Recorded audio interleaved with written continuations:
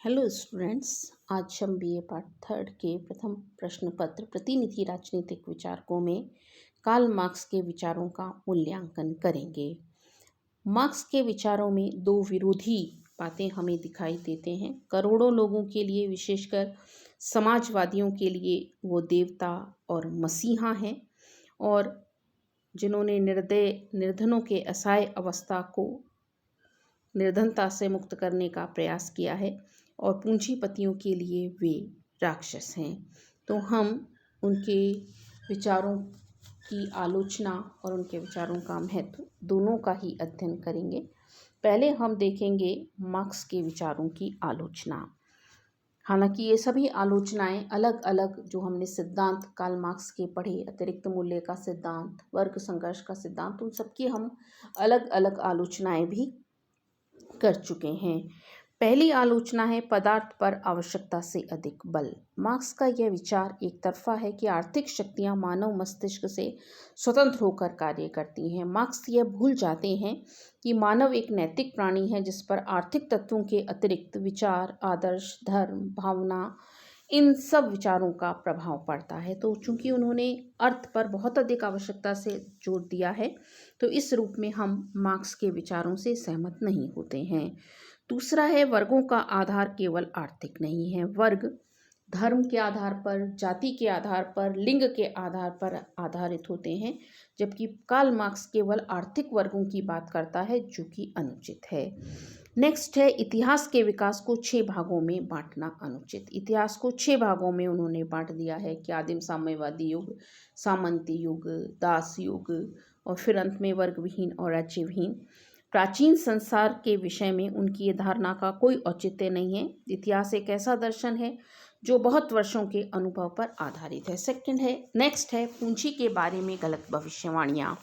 पूंजीवाद में के बारे में उन्होंने गलत भविष्यवाणियाँ की हैं कि पूंजीवाद में अपने आप को या अपने अंदर ही पूंजीपति एक तरह से केवल अपने लिए सोचते हैं, ऐसा नहीं है। मनोवैज्ञानिक तत्व की उपेक्षा। मार्क्स केवल आर्थिक तत्व पर बल देता है। वह यह भूल जाता है कि मानव अपनी भावनाओं को संतुष्ट करने के लिए भी सत्ता प्राप्त करना चाहता है। तो मनुष्य की जो मन स्थिति है, उस मन स्थिति पर उन्होंने ध्यान नहीं दिया है। नेक्स्ट है क्रांति की विचारधारा समाज के लिए अहितकर। कार्ल मार्क्स की क्रांति की विचारधारा समाज के लिए अहितकर है। कृत्रिम या वैध परिवर्तन स्थायी होते हैं, क्रांति से स्थायी परिवर्तन नहीं होते।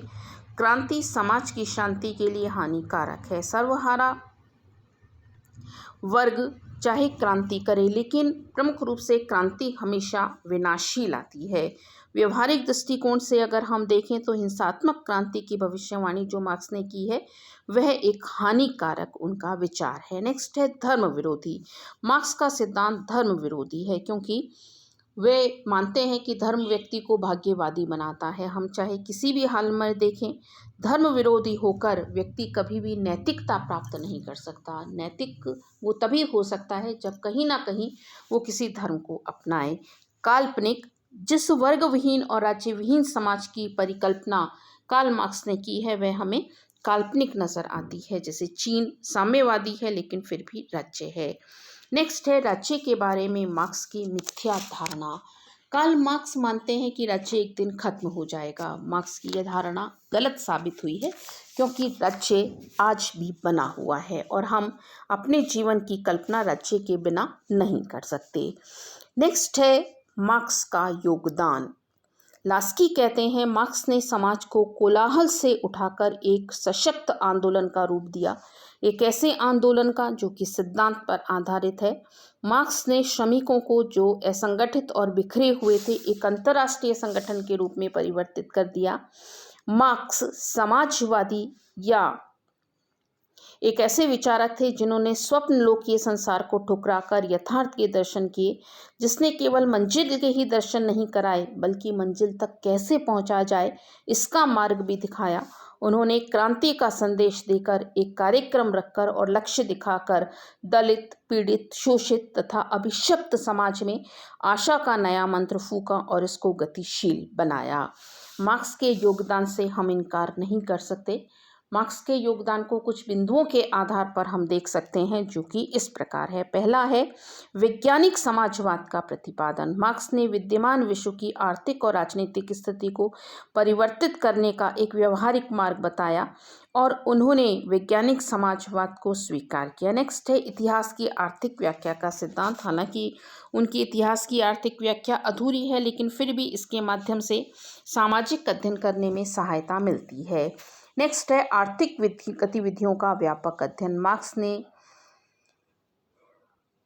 अति उत्पादन बेरोजगारी के मध्य संबंध स्थापित करने का प्रयास किया। उन्होंने यह अनुभव किया कि औद्योगिकीकरण में विकास लाने के लिए वर्गीय चेतना की तीव्रता से विकास होगा। नेक्स्ट है पूंजीवाद के बारे में अंतर्दृष्टि। हम इस बात से इनकार नहीं कर सकते कि पूंजीपतियों के द्वारा शोषण की प्रवृत्ति को अपनाया जाता है। नेक्स्ट है श्रमिक वर्ग में चेतना और एकता को जन्म। पूंजीवाद के समक्ष श्रमिक वर्ग को में चेतना लाने का प्रयास उन्होंने किया। उन्होंने श्रमिक वर्ग को शोषण के विरुद्ध संघर्ष के लिए तैयार किया। उन्होंने एक नारा दिया, विश्व के मजदूरों एक हो जाओ। जो अशिक्षित शोषित वर्ग था, उस वर्ग को एक उनके द्वारा किया गया। जो शोषित वर्ग सिर्फ भाग्यवादी था, ये शोषित वर्ग को लगता था कि शोषण ही उनका अंत है। उन्हें इस ओर प्रेरित किया कि नहीं, अगर वो एक होंगे तो निश्चित रूप से वे संघर्ष करके सफल हो सकते हैं। लास्ट है साम्राज्यवाद और उपनिवेशवाद के विरुद्ध आवाज़ उठाकर मार्क्स ने बहुत बड़ा उपकार किया। यानी कि जो पश्चिमी साम्राज्यवादी ताकतें हैं, उनका कड़ा विरोध मार्क्स के द्वारा किया गया। जैसा कि इस संबंध में वेपर कहते हैं, अपने संदेश की शक्ति और अपनी भावी साम्यवादी आंदोलन पर अपने प्रभाव के आधार पर विश्व के महान राजनीतिक विचारकों के किसी भी संग्रह में मार्क्स का स्थान पूरी तरह से सुरक्षित है। क्योंकि मार्क्स ने शोषित वर्ग का साथ दिया है, इसीलिए हम कहते हैं कि मार्क्स का स्थान पूरी तरह से सुरक्षित है। बर्लिन कहते हैं, ऐसे अनेक सामाजिक आलोचक और क्रांतिकारी हुए हैं जिन्हें मार्क्स की तुलना में कम लौकिक, कम हिंसात्मक, कम कट्टर सिद्धांतवादी नहीं कहा जा सकता, लेकिन उनमें से किसी ने भी एकनिष्ठ होकर अपने आप को एक ही ऐसे तात्कालिक व्यवहारिक लक्ष्य की प्राप्ति के लिए समर्पित नहीं किया जिसके लिए कोई भी त्याग महान नहीं हो सकता। लेकिन कार्ल मार्क्स एक ऐसे विचारक थे जिन्होंने मजदूरों के समर्थन के लिए, मजदूरों के साथ के लिए बहुत अधिक संघर्ष किया और उन्होंने विश्व के मजदूरों को एक नई दिशा दी। धन्यवाद।